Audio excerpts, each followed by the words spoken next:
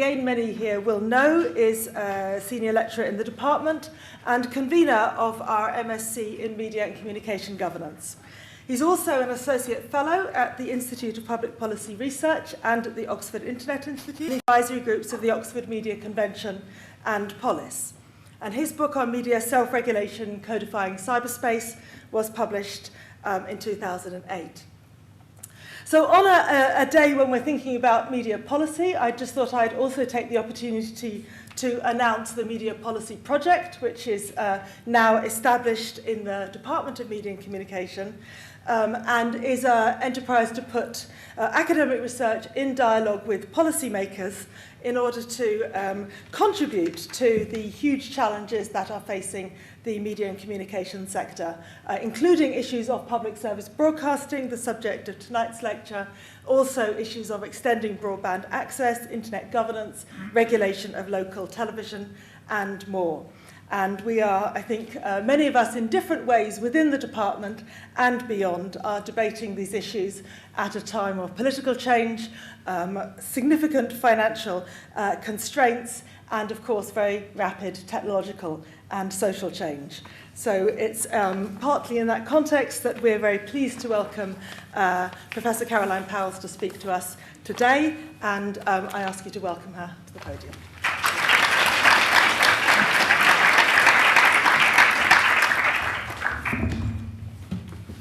So, good evening, dear distinguished members of the audience, dear students. I think there are also some students here. I would first of all want to thank the London School of Economics, the Department of Media and Communications, and more specifically Professor Mansell, Professor Livingstone, as well as Professor Tambini, for giving me the opportunity to explore some ideas and thoughts on the transitions public service broadcasting went through and to suggest some ways of repositioning the public service institution in the digital era.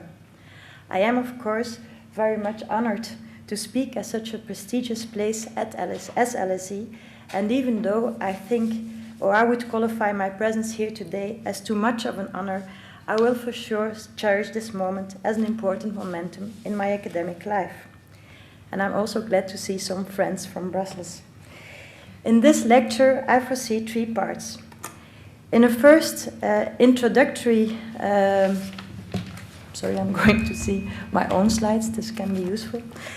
In this first introductory part, I would like to make some preliminary remarks about the bias we have conceptually, theoretically, as well as empirically when discussing public service broadcasting. This part should also do justice to the empirical diversity of the European public service broadcasting landscape. Much too often, indeed, we think public service broadcasting reality as something semantically and empirically quite homogeneous, whereas the concept itself might be quite fuzzy, covering up for many possible interpretations and just as many national or regional implementations. To say it quite bluntly, especially considering the country and the town I'm in right now, there is more to public service broadcasting than the BBC model. Or, to quote Edgar Morin, public service broadcasting is for sure a unitas complex. Secondly, I will give an overview of a chronology I think useful to distinguish several periods in the history of public service broadcasting. I will distinguish three periods, being the first television within frontiers, the second television without frontiers, and the third television beyond frontiers. To some extent, these periods may overlap each other and therefore be questionable in their categorization. Neither is there a teleological or linear vision behind these periods.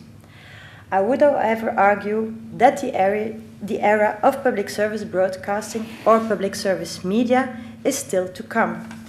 For systematic reasons, I will in each period, along the distinctions made by Bhagwati, talk about the I and I dynamics, being the complex interplay in each period of ideas. These are the frames of thoughts in which events occur and decisions are made.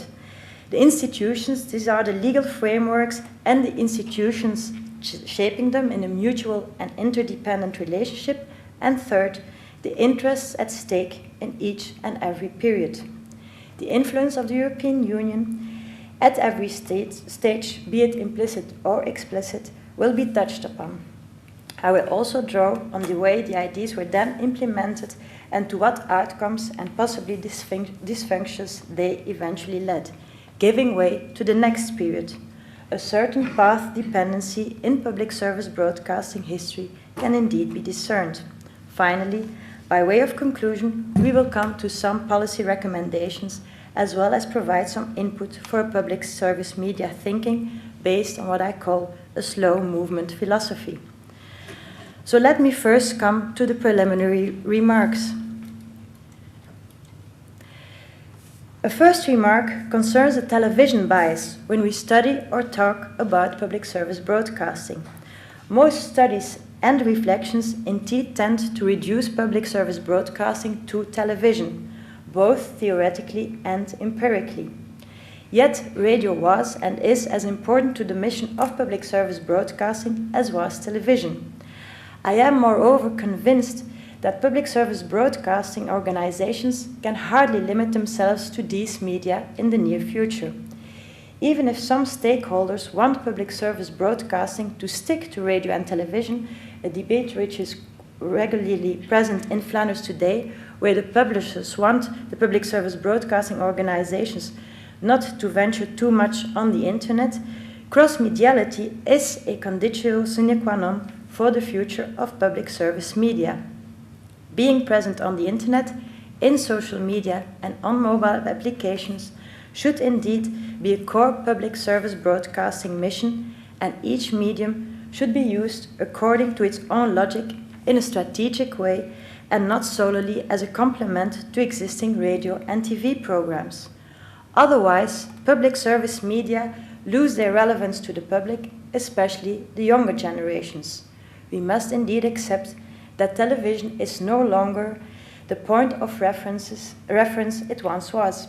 Our visions of the world, our cultures, and our opinions do not necessarily derive from television anymore. We live in a multimedia society, some call it the mosaic society, with its fragmentation of publics, medias, and ideas. Secondly, we should at all times be aware of the normative nature of the debate over the state's roles in the audiovisual sector. Public broadcasting or public media is a societal choice and the result of a political vision on society. It is not an answer and has never done so to any law of nature. Nevertheless, and this is a third point, we must avoid thinking in terms of dichotomies and be aware of false arguments.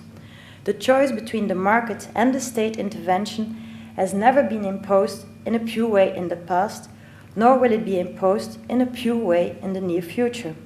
The two possibilities, state and market, never exist in a pure state, and it is appropriate to combine them rather than to oppose them.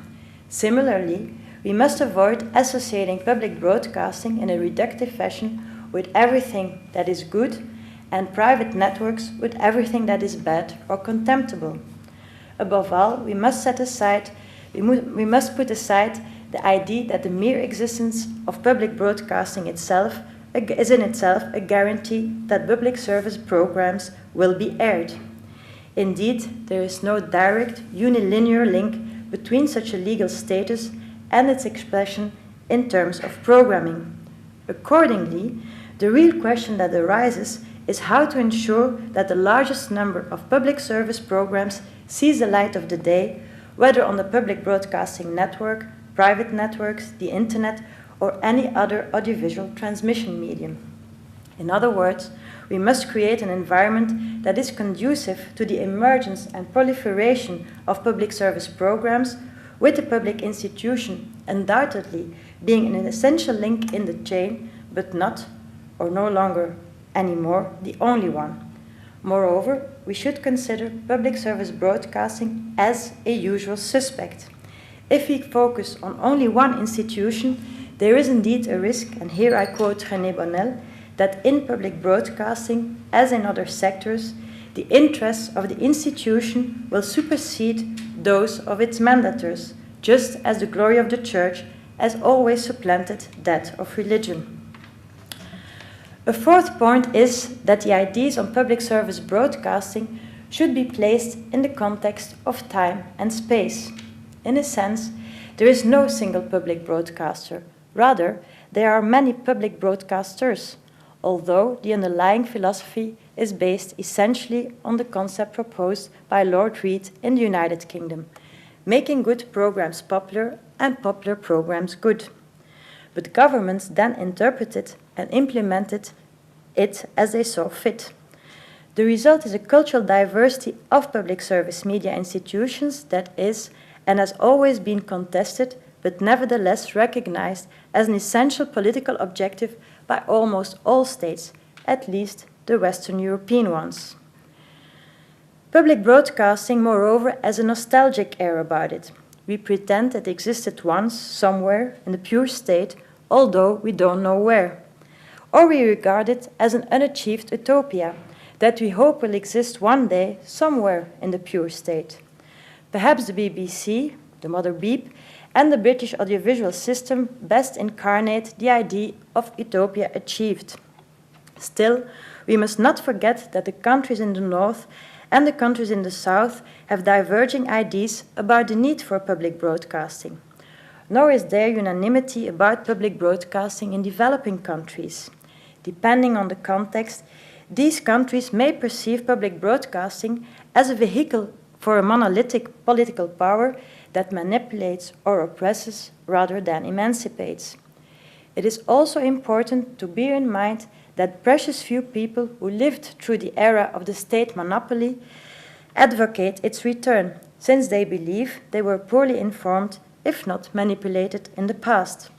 Ultimately, the idealized concept of public service is a Western notion, incarnated and defended in the northern countries, such as the Scandinavian countries, the UK, the Netherlands, Belgium, and Canada, rather than in the countries of the south, Portugal and Greece, with France falling somewhere in between.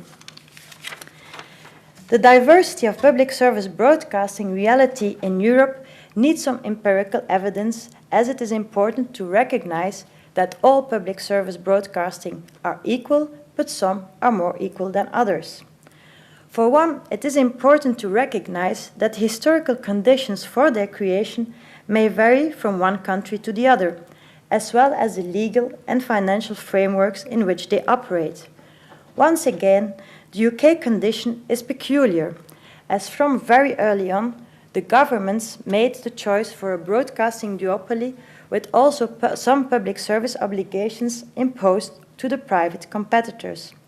It is therefore significant that the authors of the EU Green Paper Television Without Frontiers, issued in 1984, refer to the UK situation to show that competition does not lead to a loss of quality per se, as the opponents of the European liberalisation of television then fear.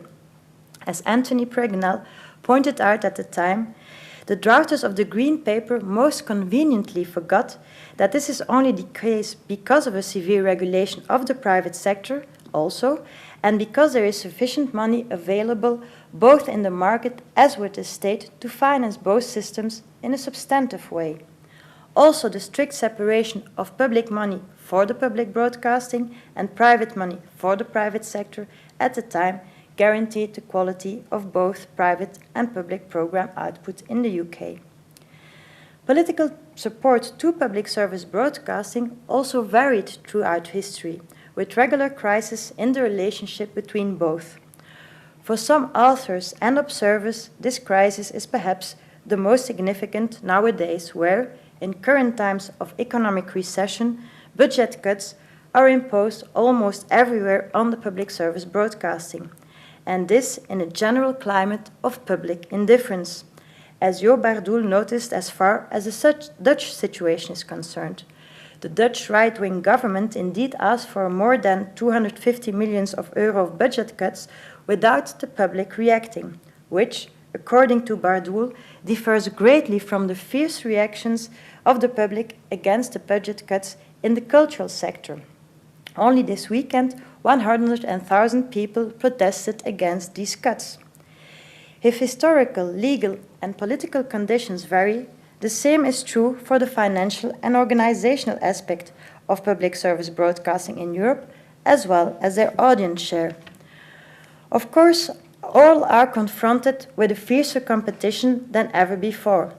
Due to digitization, this is what you see on the graph, the number of channels available increased significantly, as can be seen here. The global audience shares of public service broadcasting more or less stabilizes around 30%. From 2000 to 2009, you see more or less the same 30%. But differences, of course, occur between countries. Next graph. In the UK, because here you see the shares for television as well as radio, in the UK, BBC television market share is around 33%, in Italy 42%, Flanders 40%, whereas its Walloon counterpart only attracts 20% of the audience. In Denmark, it amounts to 28%.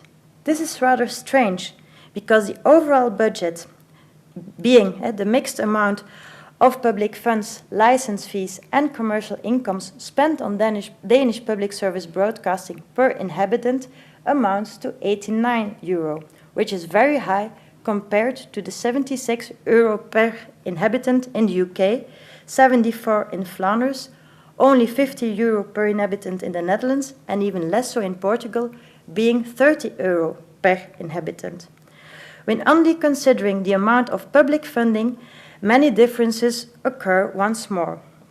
Flanders can then only spend €48 per inhabitant, whereas on average, 7 comparable PSBs would be able to spend more or less €69. One should also take into account that with this money, the national public service broadcasting companies employ many different amounts of people and offer radio and television channels in many varying numbers. For example, you see that the UK offers 15 television channels, whereas in Flanders, for example, we offer 3 television channels. This empirical diversity once again proves public service broadcasting as being a unitas complex. It moreover illustrates that for €70 at average, people are given a lot, especially when considering the multitude of radio and television channels offered.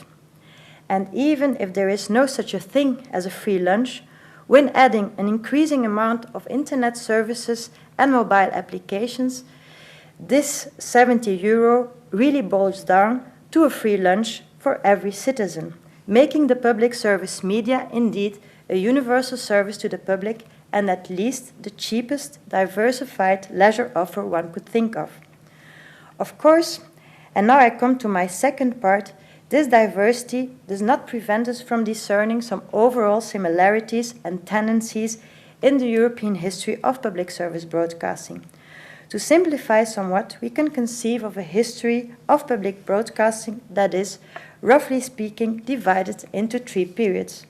First, the television within frontiers, which is actually about managing scarcity. Second, a television without frontiers, where managing choice becomes the main task. And a third period, television beyond frontiers, where managing abundance or too much becomes the main challenge. Confer Bhagwati, as I already said, I propose to identify the ideas, institutions, and interests at stake in each and every period. At no time or period, however, was the emergence of a wide range of genuine public service programs a given. Looking into this chronology, I think I would eventually describe it as a chronology of best intentions and ultimately as the boulevard of broken dreams. The first period extends from more or less the 20s to the end of the 70s. We could coin this period television within frontiers, a period in which the main underlying task was to manage scarcity, a scarcity occurring at very different levels. In most European countries, this was the era of the public broadcasting monopoly. The reason cited, at least in Europe, was that the shortage of airwaves required public intervention to ensure that general interest objectives were attained. The position reflected the choice of a society where it was thought, at least in Europe and contrary to the United States, that the state was better equipped than the market to meet society's needs in terms of cultural policy, cohesion, etc. Moreover, such policies were couched in a rhetoric that stigmatized the private sector while regarding public broadcasting as sacrosanct. Of course, the overall underlying frame of thought, the ideas, were modernism, emancipation, and the true understanding of humanism. Also in this sense, the idea of scarcity occurred. As Nicholas Garnham describes very well in his excellent book Emancipation, the Media and Modernity, and here I quote Garnham, "The Enlightenment project was founded upon the limits of human reason and was therefore concerned with emancipation as an always partial project, not an achieved and total fact. The question was how, and if so, to what extent, could we emancipate ourselves from the limits that our animal natures and our social bonds placed upon us. It was really, as Garnham points out, a debate as to whether the good life was a pursuit of pleasure and moral claims merely the pursuit of self-interest in disguise, or whether, on the contrary, we had moral obligations of a different or higher sort. It is therefore not surprising that Law's reads to entertain, inform and educate, or rather making the good popular and the popular good, summarizes the public service broadcasting mission of this period at its best. This idea is also rephrased by Graham Murdoch, and I quote, "For many of its practitioners, however, public service broadcasting was also educational in the original Latin sense of leading out, opening up new horizons and experiences for those who would otherwise be denied them. They saw it as a classroom, a museum, a library, a concert hall without walls. They envisaged culture as a ladder which people would steadily climb, moving from the lowest rungs of packaged commercial entertainment to the highest rungs of consecrated cultural artifacts. The institutional framework of the time and the interests at stake were the nation-states organizing the public service broadcasting on a purely national basis for reasons of national cohesion, culture, and identity for their fellow citizens. Public service broadcasting, moreover, had a production, programming, and distribution monopoly, with the absence of an independent and flourishing production industry as a consequence. No reference was made to the European level, nor to economics or consumers. This is not to say that European institutions were not already intervening in the broadcasting sector. The Court of Justice of the European Union, previously the European Court of Justice, had already, without any hesitation, declared that broadcasting, in spite of its monopoly organization, was an economic service. Intervention of the community institutions remained limited, however. This low-profile position, most importantly, the European Commission changed in 1984 with the drafting of the Television Without Frontiers Green Paper, when the discourse of liberalization was taking ground in the field of broadcasting policy, and policy makers were looking after new services markets to further economic growth. The first era was indeed characterized by some ambivalencies. First, it is widely accepted that spectrum scarcity only served as an excuse for politicians feeling a need, at least in their opinion, to control mass media. Aside from political lip services, the public service broadcasting actually did serve some economic interests as well, if it only be to contribute to an emerging radio industry. Without content, sales of radio hardware devices could hardly be expected indeed. And although paternalism was accepted by all, a competition for ratings did occur. Many historical studies indeed show that seeking the broadest audience was the order of the day, if only to reach as many voters as possible. Programming, as well as management of public broadcasting, was part of a real policy to maximize political power. The result was politicization of public broadcasting management at all levels, and programming that served the powers that be in a rather hegemonic fashion. Whereas entertainment was surely offered in significant numbers, even though with a different touch than today, luckily perhaps, educational content and information were indeed offered, but always with the aim of controlling and maximizing political power. In short, we may conclude that programs with a true public service vocation were probably as scarce as today, and moreover due largely to the zeitgeist rather than to a genuine political will. On the other hand, Hughes puts forward that the Reithian ethos of paternalism resulted in worthy but ultimately dull programs which alienated sections of the audience with their refusal to recognize the demands of a culturally divided society. Murdoch agrees that public broadcasters took their project of emancipation, although valuable per se, too far and ended up excluding the audience they wanted to include in society. The advent of the second period, roughly speaking from the beginning of the 80s to the end of the 90s, can be coined as a television without frontiers period. The underlying mantra was now to create and manage choice through the liberalization of the broadcasting market and ultimately, after a period of serious market decline for the public service broadcaster, to enhance public service broadcasting efficiency along the lines of new public management. With it came a policy serving the interests of consumers and private companies more than these of public service broadcasters and citizens. The advent of the second period was thought to reveal the deficiencies of the policy adopted to that point. Although commentators cite politicization, bureaucratization, the innate slowness of public broadcasting, as well as a so-called lack of creativity, there was in truth only one fundamental reason for the crisis that broadcasting went through at the beginning of this period, namely its betrayal between brackets by the political class, be it right-wing or left-wing.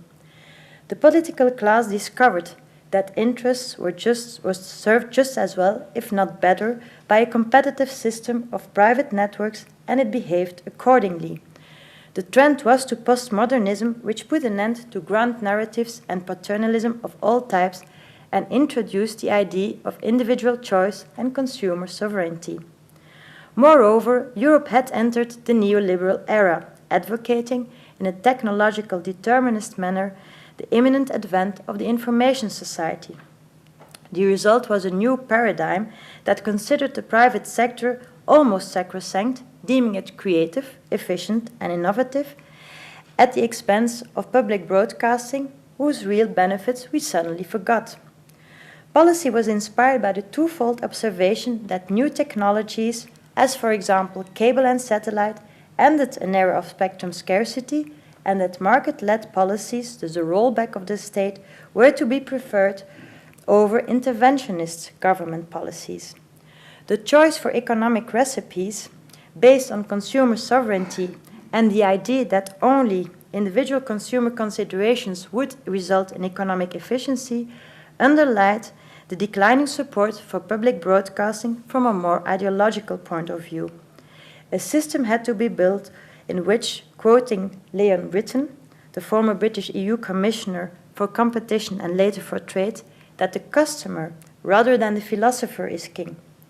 Similar arguments against public ownership and in favor of more freedom for the consumer were put forward by private broadcasters, of which some were not hesitant to doubt the special public value of public broadcaster services in comparison to their own offers, as this quote from Rupert Murdoch, not to be confounded with Graham Murdoch, quite explicitly illustrates. And here I quote Rupert. For start, I have never heard a convincing definition of what public service television really is.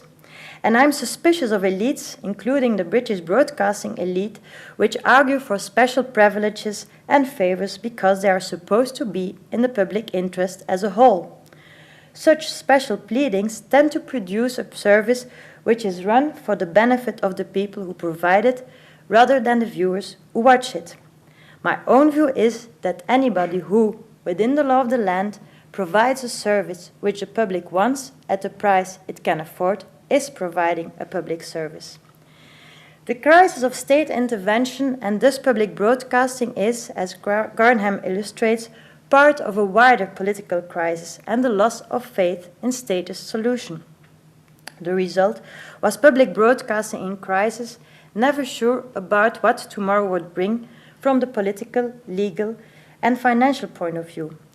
It is clear that in this atmosphere of uncertainty, true public service programming again became rare. As a consequence of uncertainty, we saw the loss of portions of the public service market throughout Europe, and we were faced with a vicious circle.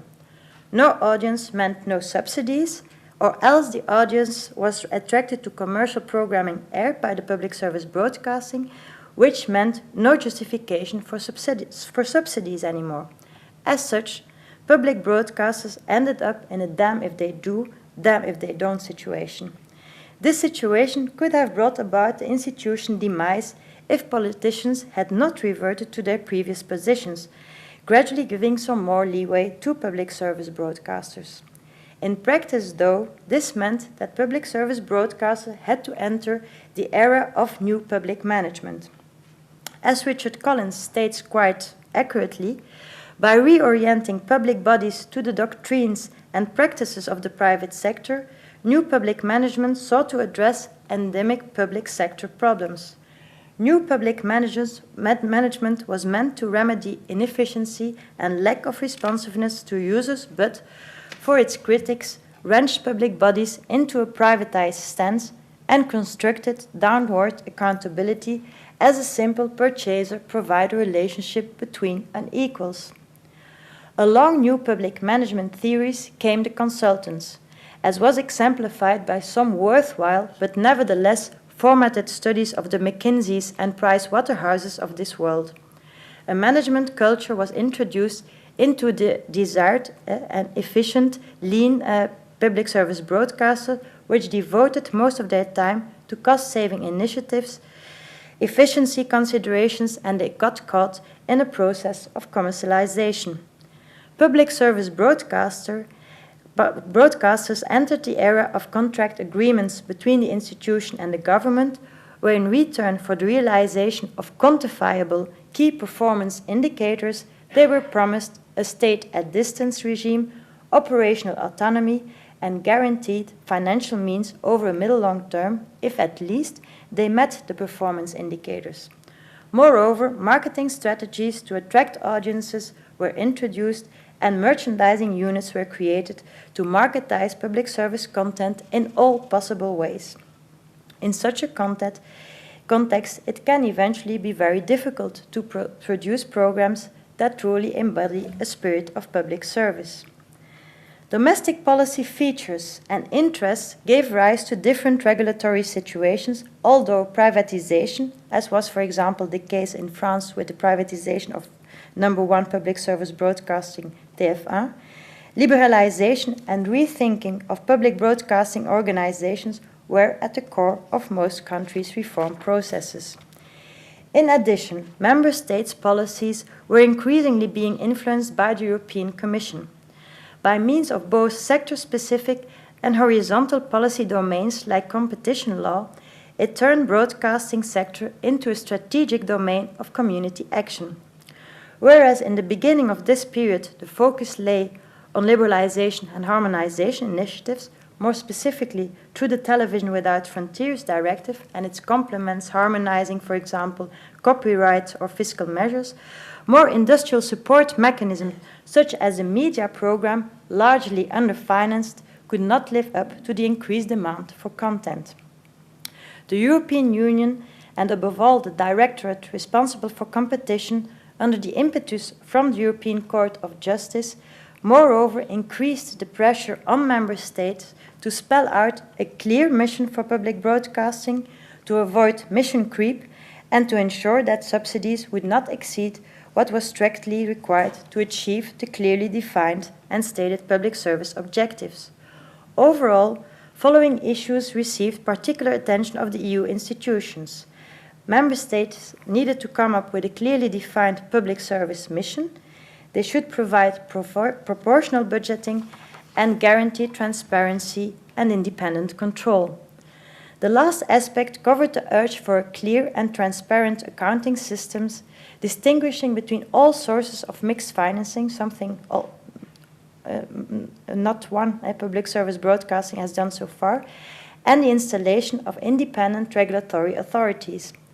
Even though, with one or two exceptions, the European Court of Justice dismissed the accusation of unfair competition leveled by private networks at public broadcasters, it is certain, as shown by the 1997 Green Paper on Convergence, that henceforth the European Commission, or for the European Commission, public service goals can be achieved just as well by the private sector as by the public sector.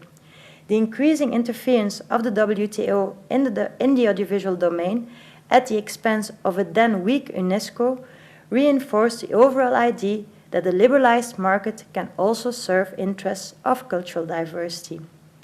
The observation that next to sector-specific internal market policies, also horizontal policy domains such as competition policy applied to national broadcasting sectors was in itself a very difficult nut to crack for member states and public broadcasters. Competition law was not considered to be a valid tool to deal with public interest aspects of broadcasting policy. Moreover, the fact that competition rules were applicable to public service broadcasting once again highlighted that national sovereign policies in the field of broadcasting were no more. Member states eventually reacted, even though in a dispersed order, and politicians, mainly for reasons of opposition to the European Union intervention in an area that the member states considered their sole jurisdiction, succeeded to adopt the 1997 Amsterdam Protocol designed to preserve public broadcasting and guarantee its financing, at least on the European level. The Amsterdam Protocol was in line with an earlier discomfort of member states, leading to the introduction of the Cultural Article 151 into the EC Treaty in 1992. It is worthwhile mentioning, however, that member states still refrain from evoking this clause just as much as they are afraid to use the clause on media pluralism written into the EU merger regulation. Public service interests are indeed paid lip service, whereas an economic rationale prevails. With governments reacting against Europe, they increasingly on the national level insisted on quality and distinctiveness of public broadcasters' programming on the one hand, where at the same time they forced the organizations to rely on commercial revenues and to live up to quantified rating targets on the other hand. Amidst this ambivalency, public service broadcasting had ultimately grown into efficient entrepreneurs, safeguarding large market shares. In this context, it looks fair, however, to question once again whether a strong market position of public broadcasters can be defended if public broadcasters' renaissance is based on a strategy that has little to do with realizing public service objectives, but everything with satisfying the individual needs and desires of His Majesty the viewer. Whereas during monopoly, paternalism and politicization prevented public service objectives from being realized, market-oriented strategies were responsible for the same deficit after the liberalization. The third period, gradually starting from 2000 onwards, can be coined as a television beyond frontiers. It is a period characterized by aspects of late modernity on the one hand, convergence, and consequently a multi-stakeholder media environment on the other hand. Hybridization looks like a common denominator for the upcoming era, adding to the already existing ambivalency and complexity of the media environment. The great challenge of the upcoming era therefore seems to manage abundance. The success of social media and open source utopias meant the end of the vertical media model. Late modernity trends and the advent of user-generated content, sometimes coined as the wisdom of the crowds, which is of course a very doubtful metaphor per se, leads to the overall questioning of a once authoritative institutions such as universities, companies, doctors, scientific experts, and so on. Companies as Google or YouTube drive on the content of others, and moreover have introduced the misleading idea of a media economy based on a free model. This free model is in turn reinforced by cultural practices such as legal or illegal downloading. it will indeed be increasingly difficult to convince young generations that there is actually no such a thing as a free lunch. And even if this idea is erroneous, the free model is no longer the public service media unique selling proposition. Shaky business models are a reality for all traditional media players alike, confronted with an ever-increasing inter- and intra-media competition and a subsequent questioning of who is actually delivering a public value and who will be paying for that. The upcoming era is indeed one in which public broadcasters deliver public media services, but also other public institutions such as museums, libraries, and so on, as well as private undertakings. The project of public service broadcasting is thus no longer monopolized by public broadcasting organizations. Furthermore, convergence, the buzzword of the 80s and the 90s, gradually becomes a reality from the end of the 90s onwards. As a result, the boundaries between previously distinct sectors like broadcasting, telecommunication, and ICT are now definitely blurring on different levels. Convergence is indeed not only apparent at the level of content, but also at the level of platforms or consumer interfaces. Whereas the liberalization of the second period resulted in the emergence of rather predictable markets in which one public broadcaster, even though it had different channels, competed with one or three private broadcasters, the current media market is a market where everybody competes with each other for the same audiences. Next to public broadcasters, other actors are increasingly engaging in public service media delivery. Libraries, museums, theaters, and so on, offer online content, for example, virtual exhibitions, streaming of concerts, and so on. But increasingly, possibilities to launch new channels or services prompt also private undertakings to offer public media services. Hence the advent of history channels, heritage channels, documentary channels launched by private entrepreneurs, sometimes in a public-private partnership relationship. It comes as no surprise that in such a context of abundance, some authors and politicians alike argue that there is no legitimate reason to uphold public broadcasters' position in the 21st century. Some indeed stress that because of technological and economic changes, public broadcasting organizations have become a paradox of our time. Others question whether there is a genuine public value attached to public broadcaster programs in an era of nearly unlimited consumer choice. Resonating the market failure argument, opponents of public service media argue they should be restricted to core niche tasks at the least. And although public and private broadcasters might share similar interests, for example in their battle against the YouTubes and the Googles or to the distributors of this world, the latter attack public media institutions once again, especially when they enter the new media markets. Public broadcasting activities in new media markets are, often because of their success, a thorn in the flesh of private broadcasters indeed, and importantly and increasingly so, of the publishing sector, filing complaints to the European Court and Commission. At the regulatory level, policymakers experience the difficulties of regulating public service broadcasting in this complex media ecology. In the Netherlands, the Dutch government delivered a document focused on functions which, if it had been implemented, would have meant a marginalization of public service media to their core niche tasks. In the UK, the quest for appropriate regulatory instruments led to the adoption of the public value test as it was first advanced in the 2004 BBC document Building Public Value. As you know far better than myself, this public value test is indeed to be complemented with a market impact assessment test delivered by Ofcom. It is fair to say that the British ID found its way to the European Union, who thinks the public value test and the market impact assessment test very good ideas to become common best practice when regulating the upcoming new media market competition. In the meanwhile, the public value test and the market impact assessment practice has led to the Drei-Stufen-Test in Germany and has also been explored in other cases. Needless to say that smaller member states, as for example Flanders, and also public service media organizations themselves, doubt the efficiency and the cost of such a test on the one hand and fear that it would ultimately lead to a restricted view on public service media on the other hand. I think that Richard Collins is right to question the translation of the original ideas of Mark Moore's public value management into the current public service media practice.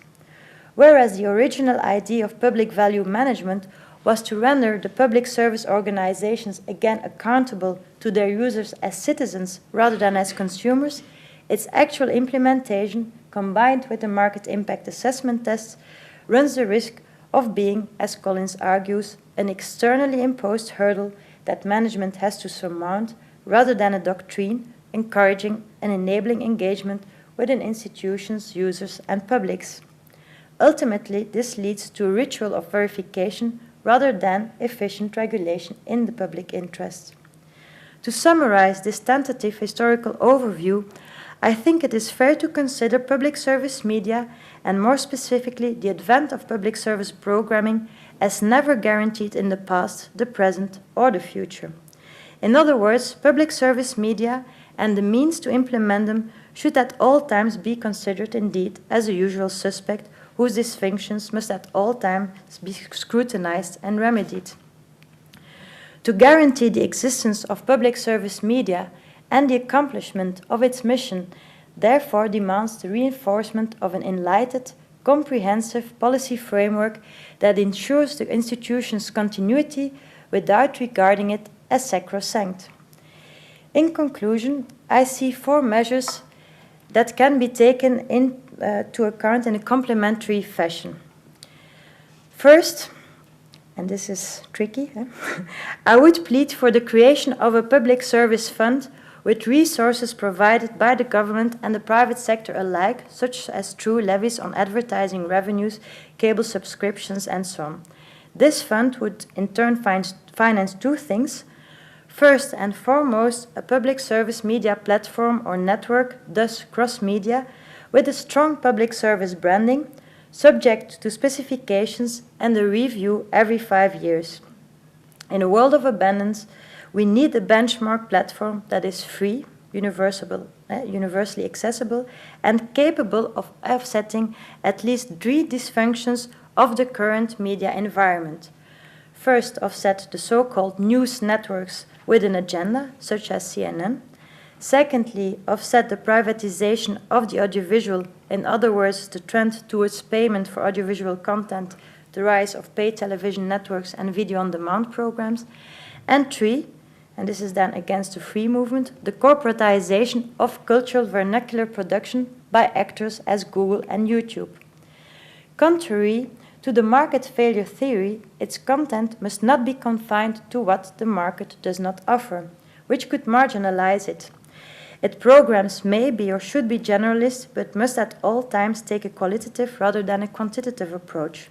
This approach also presupposes that the political class is prepared to review and refine the system used to evaluate the performance of the public service platform. All too often, the powers that be evaluate public broadcasting on the basis of ratings and reach rather than its ability to serve the general interest. This, in turn, means the reintroduction of Moore's genuine public value management thinking. Additionally, the Public Service Fund foresees money for the production of public service programs, but of course this should not be at the expense of the public service media platform, so no top slicing there. This fund would be accessible to all, public and private actors, independent producers, cultural institutions, and so on. Public service programs and government assistance with their production would therefore be no longer the province of public networks alone, but could be found everywhere, conferring on them the greatest possible accessibility, hence the implementation of a truly universal service criterion. Secondly, I would plead for a more severe implementation of the regulatory framework to limit the influence of market forces. Obviously, It is not enough merely to finance public service programs. We must also ensure the existence of a legal framework that offsets the obsession with ratings. In particular, we must impose a statute protecting editorial freedom from managerial pressure, that exists in some countries, offset the risk of defamation and erroneous information, risks that increase in the rat race for a scoop or ratings, continue to limit advertising time and control advertising content. Of course, these regulations exist, but their implementation quite often fails. I would plead insistence therein of certain cultural considerations that the member state doesn't want to evoke. And fourthly, there is a need for a set of accompanying measures, since to create a public service era, we must not only create a supply of programs, but also create demand and conditions for a quality service, public service, especially through education of the public and media literacy initiatives. Public service media are furthermore perfectly suited to address digital divide challenges related to access, which is the old digital divide, and capabilities, which is the second digital divide. Quality public media also implies considerable attention to the training and protection of journalists. To all this should undoubtedly be added an in-depth consideration of what public service media can be organized around in the 21st century. I see 6 core concepts, all starting with a C, in order to reposition public service media in the near future. All relate to slowing down instead of speeding up, creating order and trust in a context of chaos, and managing an abundance of choice. Too much choice can indeed, as Barry Schwartz argues in his book The Paradox of Choice, lead to attention deficit, increased disappointment, and bad choices. Not really a nice future to think of. I think that the future of the public service model should become, for one, a conversation model. Public service media should indeed be permitted to embrace social media, but at the same time remain a trusted party or guide. Secondly, and of course, it should keep its focus on citizens and the competences and capability approach. It should address digital divides, and why not confer the idea of Graham Murdoch to see the public service media as a kind of social search engine which would look or identify really the trusted information. Thirdly, it should at all times enhance the credibility of the media system in its totality. It should be a point of reference and counterbalance the paradox of choice. Fourth, public service media should at all times serve creativity and innovation, and I see this on a software level, on the level of programs, and on the hardware levels. I think that much more can be done at the level of new and creative applications. Last but not least, public service media should serve conservation objectives. It should secure a common cultural heritage and secure the national narratives. Local content remains important for sure, and public service media have an important task here. In combination, I do believe that these 5 criteria can serve as a long-time life insurance for public service media. Although in the future, as in the past, we should remain cautious, as Bernal says, that the glory of the church does not supplant the religion. I thank you for your attention.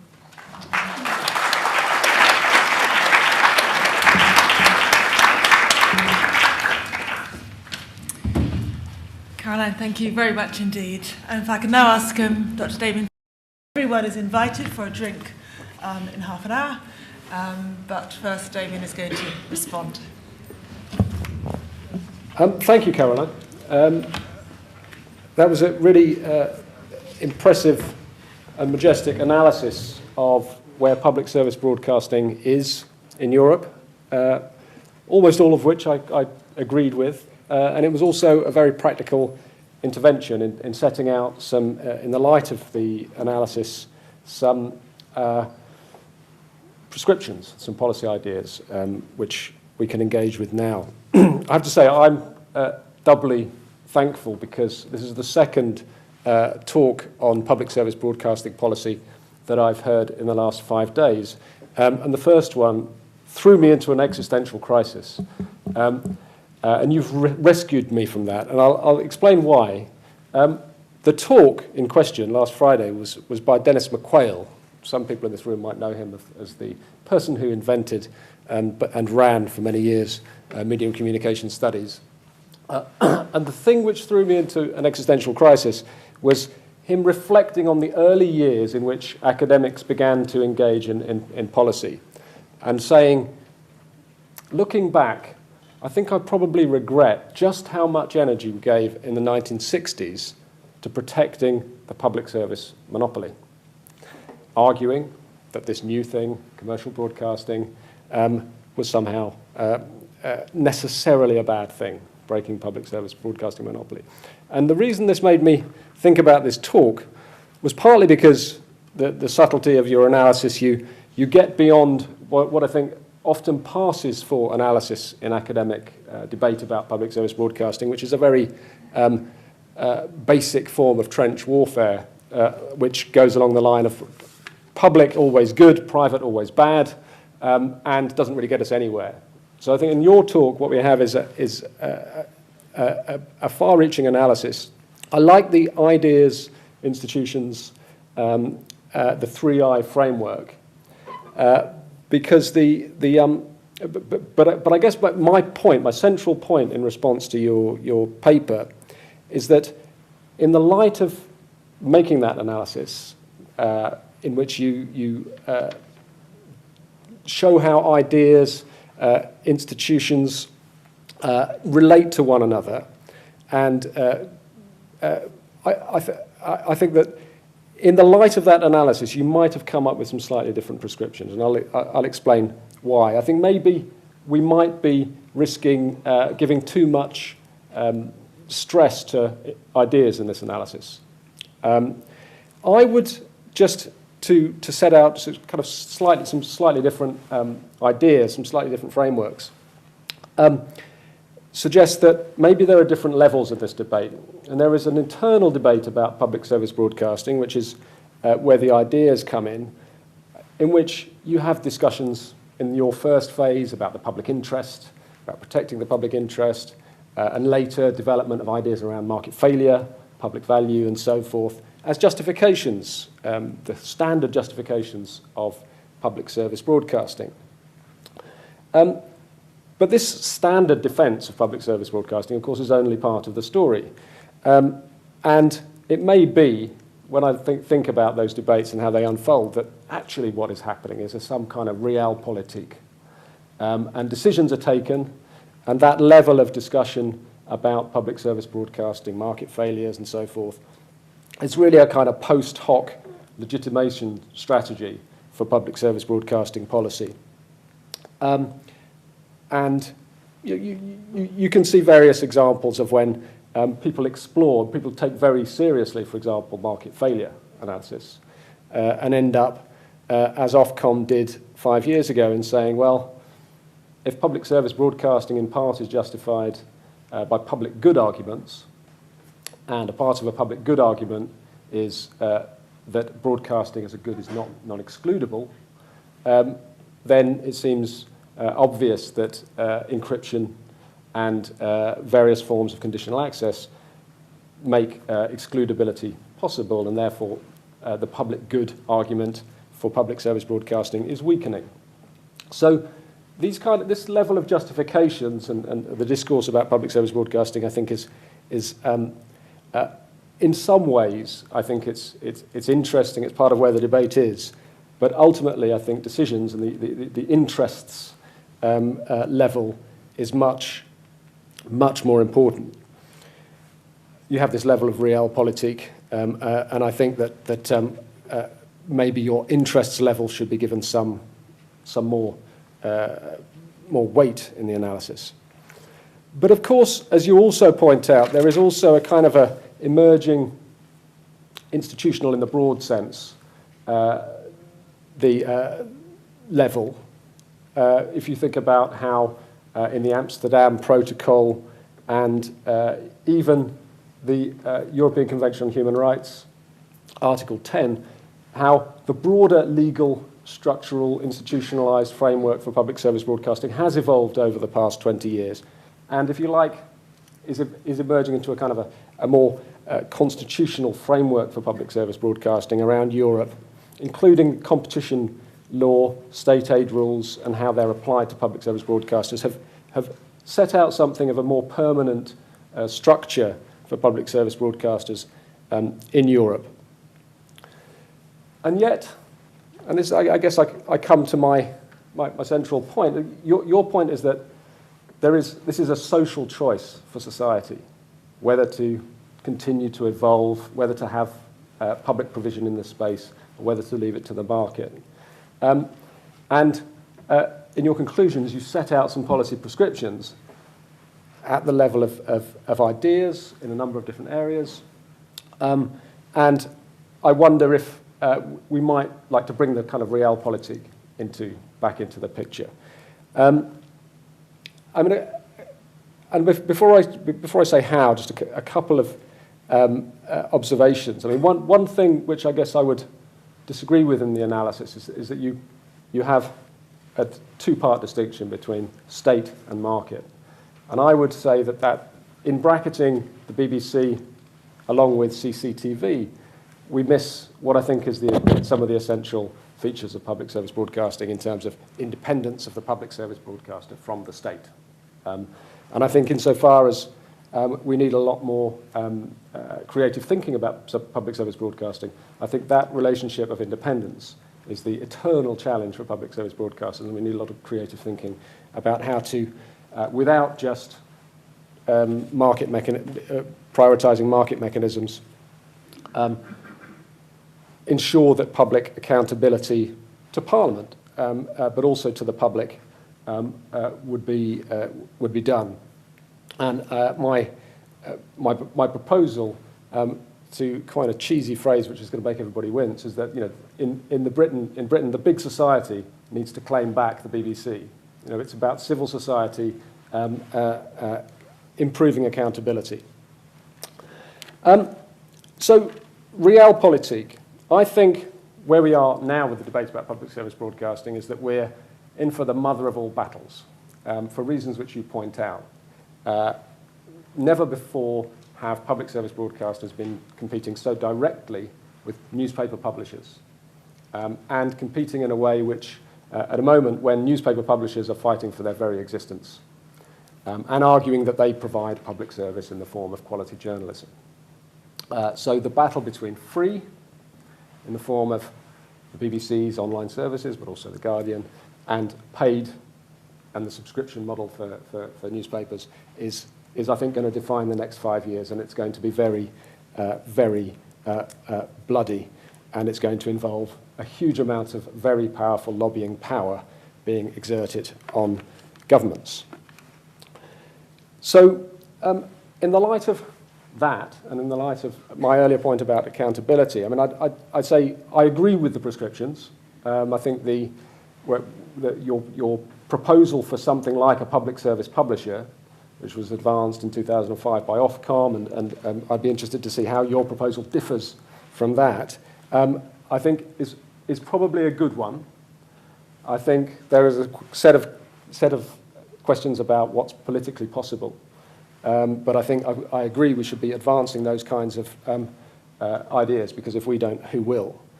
But I think we need also to think strategically in terms of your analysis around some of the key questions. You're absolutely right to think about the competition framework, because I think if we think historically, what emerges as a policy framework is really as a series of accidents. It's not that, what was your quote, the philosopher is in charge.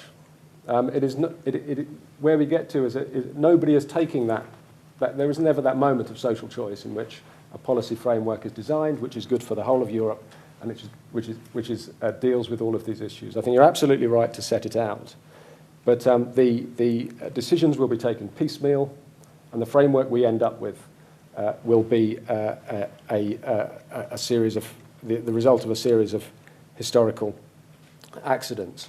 The key issue of that unstable relationship between public service and services which are like public service, which are provided commercially, I think is very unstable. And I think the three-step test and the public value test are an unsatisfactory way of resolving them. And I think that for me is the key issue, and it's the one that we need to resolve. It's very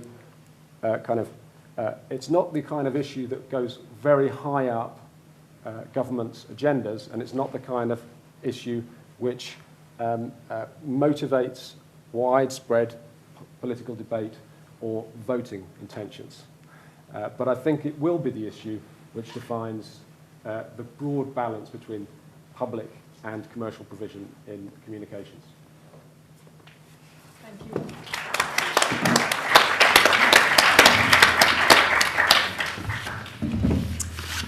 Okay, well, very many things to think about. I don't know, Caroline, if you would like to start by answering Damian, or if you'd like to hear the kinds of questions from the... Okay, and then you can have a final word. Questions, thoughts? Please, yeah. Hi, thank you very much for a fascinating talk. I really enjoyed that. I wanted to pick up on, it sort of relates to something that Damian said, talking about the independence of the broadcaster, and I would like to add also the independence of the regulator, who regulates that with, it's also very important. But you set up a model whereby the public service broadcasters were either over paternalistic and politicised, or they were being sort of dragged onto the market orientation. But do you not think there was, in some cases, in some member states, a period at all where neither of those were true? I mean, I'm probably terribly nostalgic about the BBC in the 70s or something, but you know, I've always sort of assumed that there was a mecca. Maybe it only lasted for a couple of years or something, but I was just wondering. So because you know, that idea of there never having been any independence of the public broadcaster, I find a little challenging. Thanks. This should probably bend up, yeah. Yes, of course, I think to really check your statement, we really need more evidence, because if I look at historical studies being done in Flanders or in other countries as the Netherlands, I don't know for the UK situation, because you have to know them all. And in fact, there is not enough historical study on what has been done in the past and what is done now. What are the differences?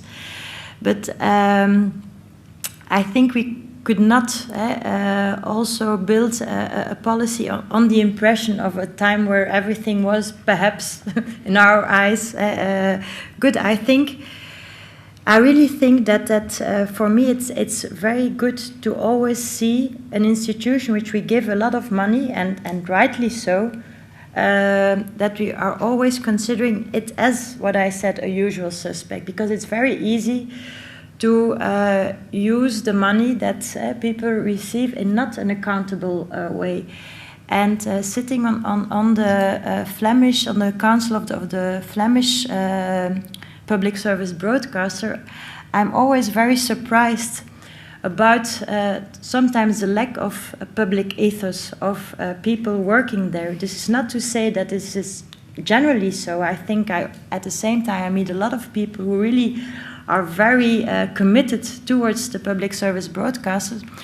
But I think for the moment we have a situation where people working there don't have this public ethos anymore, and this is where I agree about the importance of ideas and the importance also of being educated in kind of context that was once a public service ethos, and I think it is very important.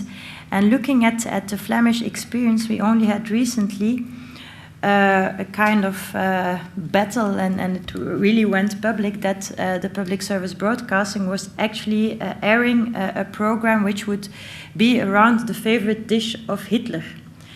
And it was a kind of very popular program. It's, as all restaurant and culinary programs, very popular on television. And in fact, I was surprised, and I was also talking to the students, that nobody thought it was a problem, that Hitler would be somebody who liked eating, and it was very normal, and there was no discussion at all, also in the public broadcaster institution. They were just surprised that society couldn't take this program. So for me it's more, and that's why ideas are important, I miss the discussion on the vision and on the ideas that should be around public service broadcast, and perhaps this is, for me, so worse than sometimes a realpolitik. I think the realpolitik is our way out of these kind of difficult things we should be able to discuss at some time. So probably you're right. I'm sure you had a moment where you said, yes, this is really good. And I like this, and I'm willing to pay more for that kind of things. But looking at the ethos in the institution and also the programs that are aired, I think we should at all times be very cautious and talk about it all the time. Jacques. Thank you. That was a wonderful presentation. You said at the beginning that we should avoid dichotomies and binaries, and I liked that. But I kind of felt that there was a gap between the public-private, which you didn't quite fill. And perhaps for me, that is community radio and community channels on television. You don't seem to have laid out any role for them in this future, whether it's an accidental future or it's a considered and legal framework future. Do you see any role, or do you think that there is a role for citizens, media, who might want to challenge both the state and public-private broadcasters? Yes, I do so, really. I think that the advantage of the upcoming era is that we can have more of everything, also these kind of initiatives, even though they will always have a hard time to be recognized in this era of abundance. But I really also see a lot of opportunities in this era of abundance. So I really see also that there you have initiatives that are very worthwhile. I think that also, and this is perhaps something else, but still it is interesting, on Facebook you have these kind of movements also. So these are perhaps some, in fact I do not like Facebook, but I think it is, there are some interesting things on Facebook going on, and I think this is also a community trying to express itself and who could have actually some influence. So these different sources that surround and keep also a public service institution awake. I think it's really a question of being, of scrutinizing what is happening in society, and it will not always come from the private sector, but it will for sure come from the community as well. I said that I don't like the wisdom of the crowds metaphor. Sometimes I like the wisdom of the community more.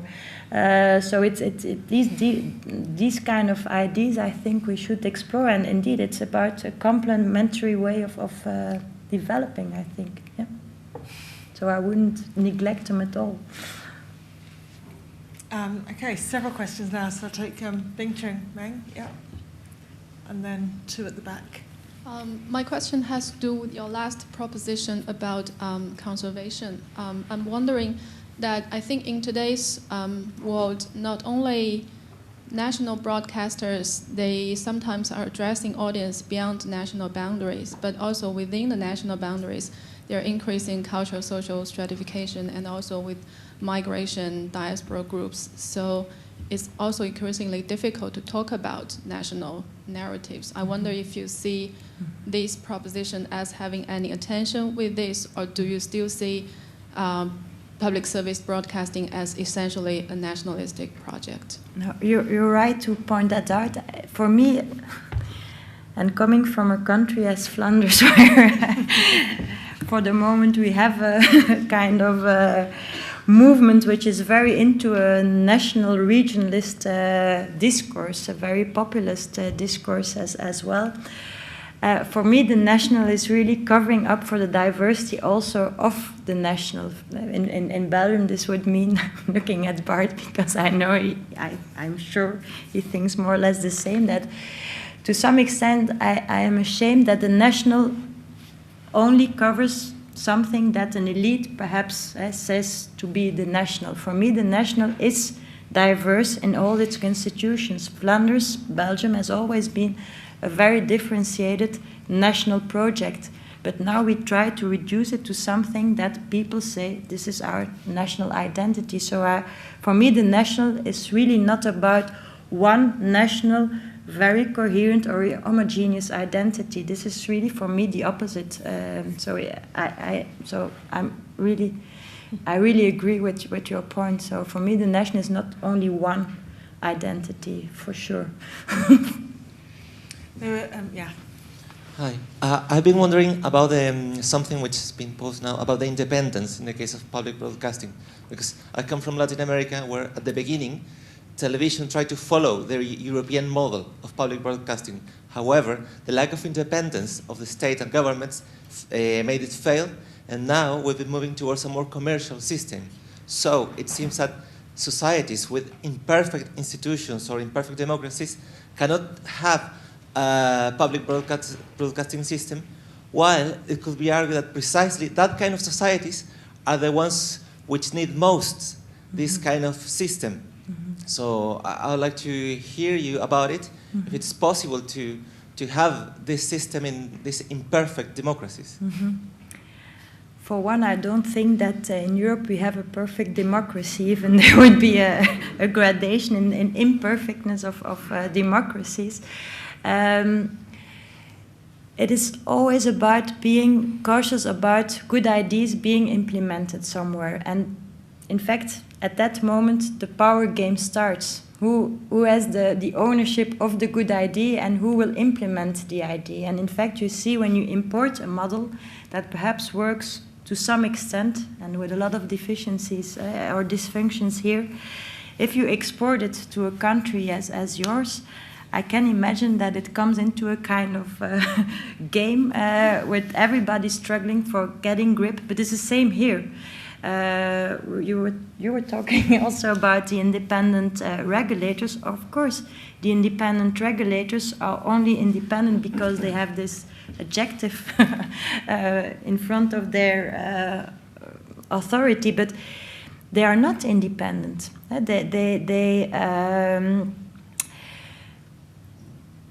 They serve interests, and they need to serve interests. That they should be replaced from time to time. I think that we should have a kind of, even if you need competence and you need people really knowing the sector, knowing the companies working in the sector and so on, but you need to have a fresh, independent authority all the time, because we are much intertwined with many things. So I don't think that the West should serve as an example to other countries. I don't think we can really be proud of what we have done so far. I think there's still a lot of things to be done. So what goes for your country for sure goes for mine, for example. I think we should be very cautious about the models we implement and the regulators we have and the institutions we have. That's what I said. It's always suspect, in my opinion. It's not a complot thinking. That's not the case. But I think it's very easy when you are in an institution that you get to like the institution. You want to fight for the institution, be it an independent regulator. You want to legitimize yourself and the institution. So it's a kind of vicious circle which we always are victim of between brackets. And it's a kind of self-reflection or self-reflectivity, I think, that is important and should be imposed also in the process. Can I just push you a bit harder on some of your proposals? You're saying that public service broadcasters should not chase ratings anymore, and yet they should not be, so they should not do what commercial broadcasters would do. They should not just be niche, market failure, repairing bodies that just do things that the market would fail to do.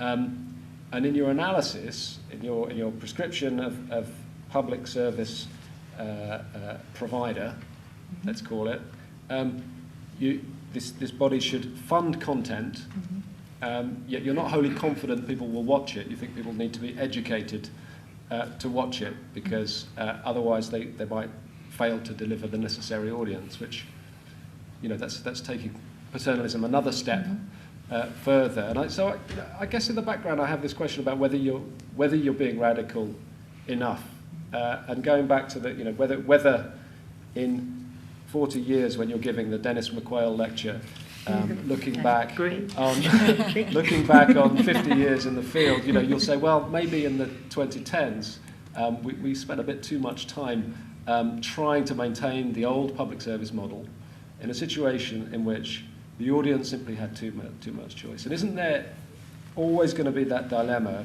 of if the audience, in a situation of abundance, chooses a piece of content, advertising will support that piece of content in some form, or the market will support that piece of content.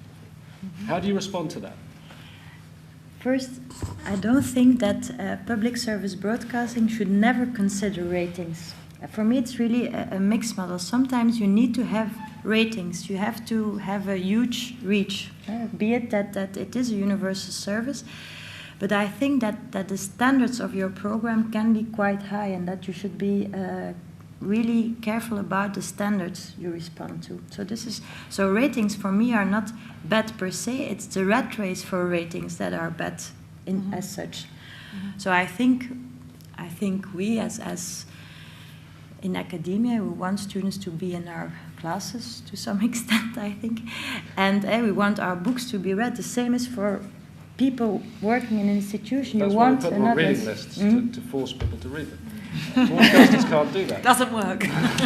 I really believe in the, and this is perhaps also realpolitik, that you need the education of the demand. That's true, and that we need a long-term, and this is what we do here, and this is what we do with the public service broadcaster. We are in an educational logic to some extent. We are not only in an educational logic, but we are in this. That's the reason why they are there. So I would never drop. And is this the risk of paternalism? Yes. I find it very sad that at a certain moment we have lost the aim of education. Because I think if we take the idea of ratings also to, for example, universities, there wouldn't be a lot of thinking anymore, because we would be very also in line. Precisely where we are. I know that we're getting short of time, and there are two people who've been very patient, so I'm going to ask them. Maria and Mikhail is there, and at the back, and then maybe you would give us a final word. So. Yes. Thanks, Caroline. I really enjoyed your presentation. It's a question about regulatory frameworks, and I want to pick on a point that Damian made, and it's a question for both. Damian said that the public value and the market impact assessment framework is not a satisfactory one. Caroline, do you agree with this? I assume that perhaps yes, based on the conclusions and suggestions you presented, but please say a bit more on this. And then Damian, what's the alternative? Do you have any ideas, suggestions from a realpolitik perspective? Thank you. I want to take, in terms of the justification strategies employed by the various academic spheres in the various language spheres of Europe alone, I'm not going now onto Far East or South America or North America.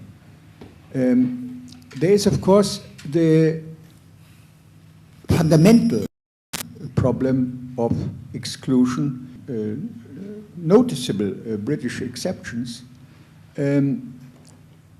efforts which were undertaken by, say, for instance, the political agenda of the attempt to solve the paradox in Italy, when they tried to bring about the good society in a combination between the Communist Party of Italy at that time in the 70s, quite strong still, also with a very fundamental, very, very aggressive extremist wing on the one side, and the Catholic Church. So at that point there was the question of which public service schools were operating in the various European language fields.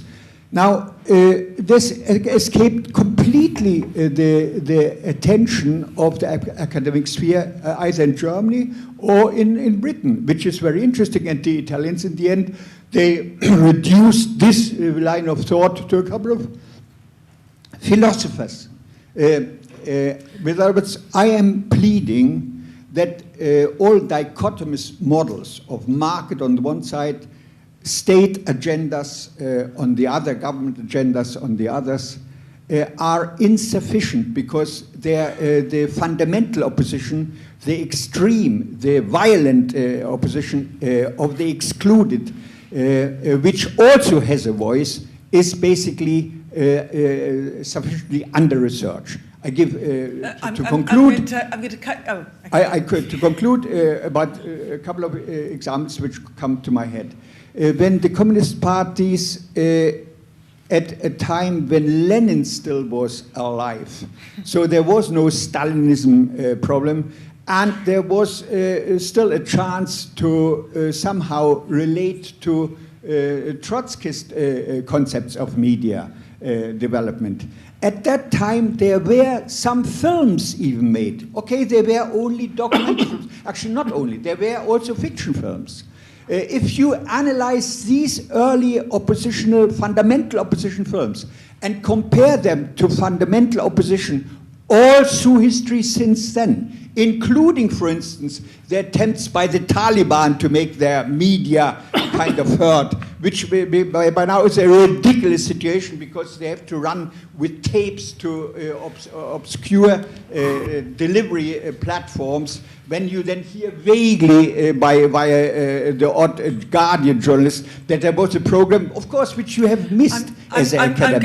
I'm going to cut you off if I may. Make your research, academics, make your research more thorough to avoid exclusions of the exploited and underrepresented. So there are two speakers who are going to respond, I think, to two very different kinds of questions.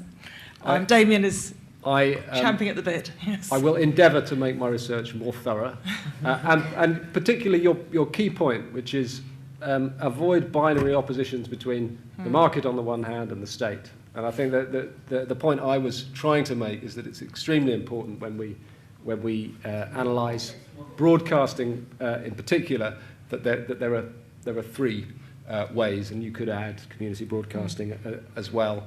And in developing that public model and updating the structures of accountability to deal with all of the new functions of public service media that you're proposing, I think is quite a challenge, but quite an interesting one. The public value test and the market impact assessment is unsatisfactory. On the one hand, private broadcasters criticise it for being ultimately just very subjective, kind of a finger in the wind. Here are some indicators, and we think on balance there's some public value in this, and it's difficult to construct legitimacy around the decisions which are made, and I think the same is true to a slightly lesser extent of market impact assessments, and I think the result of that is there's an instability in that relationship, and there's you don't really resolve the problem of private investment in public service like content being slightly chilled, and uncertainty around what public service broadcasters do. So it's and I think that what you see is, particularly in smaller states, is extremely expensive, extremely cumbersome, and it acts as a real kind of chilling effect. You get log jams within the public broadcasters. They want to launch new services, and they can't because they can't get the public value tests through. So it's unsatisfactory. However, it's the best we've got. So I don't want to say anything to further delegitimise it. And I guess the final point I'd make, really, I think the questions have been really excellent, is that I think you've done a really brilliant job in terms of setting out some productive avenues, and I hope that we at LSE can do some more work to think further about these things. Thank you. Caroline. That's a great final point. No, the final word is for you. Okay, to respond to Maria, I think, for one, it is good to have more evidence-based policy. As far as the market impact assessment tests, as well as the public value, we should think about, we should dialogue about these kind of tests. So this is good per se, but you also see in the market impact assessment that we lack a lot of material to do good market impact assessment tests. And time after time, the Court of Justice asked the European Commission to come back to its analysis because they say that the analysis is not done well enough. So I think that just proves that we are not far enough yet. And this is our task to provide evidence and to continue the research. Furthermore, I think that the public value test, okay, you know it better here in the UK, and in Flanders people are very scared about having the first public value and market impact assessment test, but I think when you will have it enrolled in different countries, that it will also be important, there I come back to the point raised by the lady here on the front, that it's also important to involve communities or the public or the civil society, and this is not what we have seen so far. They are asked to respond to things, but in fact there are no channels where they can really channel their opinions, and this is something we also have to think of. So if we have a public value test, it is not enough that the Board of Governors does it, even if they ask for input from other parties. I think we should just get organized that also other people channel their views. So I think these are instruments. They will be, to some extent, problematic, but it's, in fact, the task of academia, and this is perhaps what we can talk about later on, to enhance these kind of instruments. So it's just, for me, the beginning, and I think we can come up with something better than that. But I think it's also important to think about the monitoring of public value. Why do I think it is important to have conservation? Because I think it is important that a country or a region or communities recall about the past for the future generation, because for me public service media is really about a responsibility you have to the future society, not it's a tele-responsibility. And this is, I think, also, and this is why I like this Enlightenment project, and I think we as universities can never leave it aside. It is an Enlightenment project, I think, and we are not at the end of this project. So this would be my last point. Thank you. So I don't think there's time for my question about conversation as a new core value for PSM, but it's also a core task for academics and students, of course. So I do now invite you to continue the conversation on the 5th floor upstairs in this building, where we can be more informal. But now I'd like formally to thank you for your questions and your attendance this evening, and to thank both our speakers very much for their words.